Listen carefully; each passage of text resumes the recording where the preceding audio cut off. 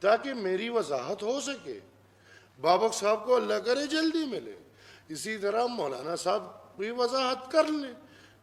اٹک کے 2000 ایکڑ کا farm house کس کا ہے؟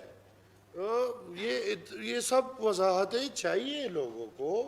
ٹائمنگ بالکل غلط ہے، میں مانتا ہوں ٹائمنگ ٹھیک نہیں، لیکن وضاحت پہلے میں کروں، پھر دوسرا کرے، پھر تیسرا کرے، اس میں کوئی غلطی نہیں، تاکہ میری وضاحت ہو سکے۔ بابک صاحب کو اللہ کرے جلدی ملے، اسی طرح مولانا صاحب بھی وضاحت کر لیں۔ اٹک کے 2000 ایکڑ کا فارم ہاؤس کس کا ہے؟ یہ سب وضاحتیں چاہیے لوگوں کو۔